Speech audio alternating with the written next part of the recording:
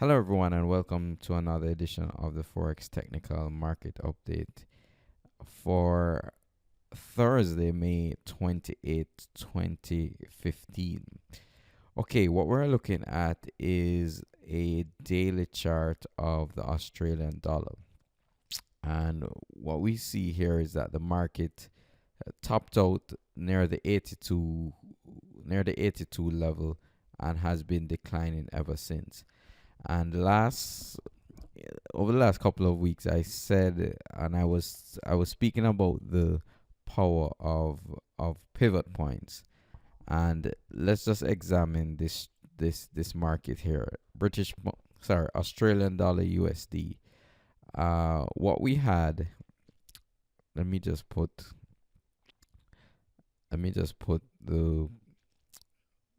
The formulas on. What we had was a market that went up to its monthly pivot point.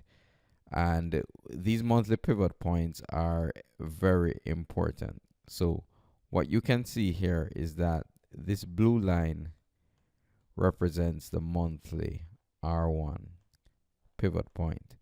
And what happened was that the market went up to the monthly R1. We saw that we are in a series of lower highs and lower lows. So the market was in a broader downtrend, as you can see here. Market was in a downtrend. The market retraced slightly, found resistance at the monthly R1, and that was at 81.40. And this monthly R1 also coincided with a Fibonacci retracement level. Let me just remove the monthly. When we remove the monthly pivot points, we see that it just went up slightly above the 0.786 retracement level.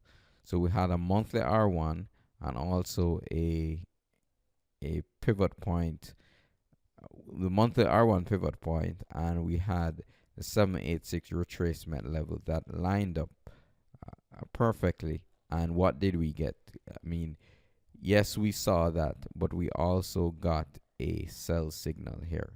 So the market went up, formed a doji candle. Well, not precisely a doji, but a small candle.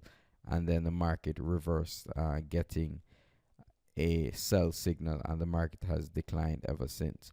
Now, how we decided to play the Australian dollar weakness in the portfolio is via the British pound Australian dollar. And what we saw here was that we're in a triangular consolidation in the British pound Australian dollar, and the market broke out of that triangle to the upside and is rallying now nicely. And these were things that we said earlier into April and May. And that's how you make money in the markets, by examining and analyzing the markets and looking for possible trades. And when you see your possible trades, you then execute the trades, because what will happen at this point, when the market starts to trend upwards, you will be just sitting back essentially and see how far your profits will run in the markets. And this trade is running pretty nicely so far. For the British pound Australian dollar, we want to see the market close definitively above this $2 region here. And you can even go back to some of my analysis where we broke down this trade, and we said that once it broke out of this triangle, market should rally up to the $2 level at least. So it is hitting our initial objective with the British pound Australian dollar. Okay, taking a look at the Canadian dollar, this market came down. We had a breakdown, and from that breakdown of this channel, the market stalled out at this 120 level, and is continuing to rally. So if you're short this market, you should definitely be out of this trade by now and have taken profits. And that is, when you are trading counter trend, you have to be quick, because the the broader trend is to the upside. I mean, if you are ever in doubt to see which direction the trend is, you can just compress the chart and look to see, okay, where is the trend on this chart. So you have more success going with the long side of the market in this USD Canadian dollar rather than the short side of the market. Taking a look at the euro, US dollar is up against most of the major currency pairs. The British pound, the Australian dollar, it's up big. But the euro, it's just slightly up. And the market bounced off of this weekly pivot point in this 108.52 level. As you can see, the market is just hovering around this weekly pivot point. If this pivot point is, if this support is broken, then the next area of support is down at this 107.32 to 107.03 level in the euro. And pivot points can be used for projected support and resistance areas. Okay, that's the euro. Another market I would like to highlight is the New Zealand dollar, and it's not often that folks highlight this market, but as you can see, the market has broken down to new lows below the $72 level, and it's almost the same situation as the Australian dollar, where the market, if you take the Fibonacci retracement, it stalled out near the 618 Fibonacci retracement and has been heading down ever since. And that's the New Zealand dollar versus the US dollar. Taking a look at the broader dollar index, we want to see the market close above this 98 region. We have a swing high here around 98.50. You can see here I've drawn a red line, and we want to see the market close above this level, and ultimately, if that happens, we will test this $100 level on the US dollar index. Looking at the euro, this will then translate to roughly 104.59 for the euro. We definitely need to see if the market is able to close below these 107 support levels. And if that happens, I suspect we will have a test of 106, this swing low here, which is 105.20. 105.20 here. And then ultimately the swing low, the all-time low of 104.59 that was made back in March. Okay, so that's what's happening in the euro dollar pair. And looking at gold, we were in a channel. Market was in a channel, had a false break, and has closed right back down into the channel. And now this will definitely pressure the bottom of this channel, and we have to wait to see if this market is able to hold up, or the market will break down below this 1179 1180 level on gold. And remember, when you project an area of support and resistance, say you draw your support and resistance lines, or you have your pivot points, let the market confirm it. Just don't enter the trade. If that's your area of support or resistance, let the market confirm it by issuing a sell signal or a buy signal at that area of support and resistance, if that's how you are trading. And remember, when we're trading, it's all about anticipating what will happen. Because in order to make money, let's say you're buying,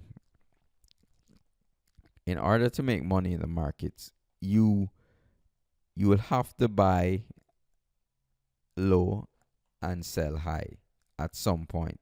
So you have to, when you enter the market, you are not exactly 100% sure which direction it will go, but you have to analyze the market and make a decision.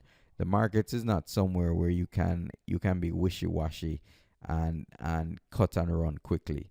If you enter a market, set your stops. The first thing you should do is know your entry, set your stop loss levels, and then wait to see if the trade works out in your direction.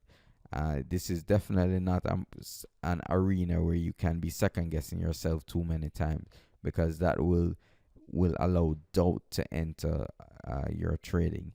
Yes, when you're trading, you will have losing trades. That's a part of trading, but you have to keep the losing trades to a minimum and make sure you maximize your winning trades. Trading itself is not really that difficult. It's just about how, or are you able to execute your trading plan, and are you able to, or are you willing to put in the work necessary to analyze the markets on a daily basis and then stick with your trading plan. That's what's essential when you're trading. Now, if you don't have the time to trade for yourself, what we have is the signal service, where you can just follow along with these signals that we're providing. For example, our portfolio currently is long this British pound Australian dollar, and we're also long the British pound Japanese yen, and we're also short the euro. And all of these trades currently are in the money, and we are profiting. So it's just a matter of if you can't trade for yourself for whatever reason, now follow the signals. And in order to make money in the market, you have to take some action, and because these trades are being manifested now, but in the future other trades will come along, and that's the thing. The market always provides opportunities for profit. So other trades will come along, and the question is, will you be a part of the trades that come along, or are you going to sit on the sidelines and just watch and watch and watch and nothing happens? Because it's really the end of May now, and we're almost in the middle of 2015. Time really flies. So it's a good time to take action and start to see your account balance increasing. Okay, thank you very much. If you would like to get the signals, what you can do is click on the link below this video. And I definitely have confidence in the signals, because I know that the signals work. So that's why every day I speak about the signals. And also the signals you get, which is fairly unique, I see no one offering it.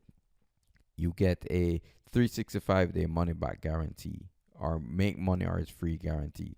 That simply means if you sign up for the signals and they're automatically sent to your brokerage account, and if after 1 year the signals have not turned a profit, meaning if you started with 10,000, if your account at the end of 1 year is below 10,000, then the service is free. So that means we will refund your entire yearly subscription, and that's a confidence that we have in the signals for you to make money. So essentially, if you don't make money, our firm doesn't make money. So that, I believe that is fair.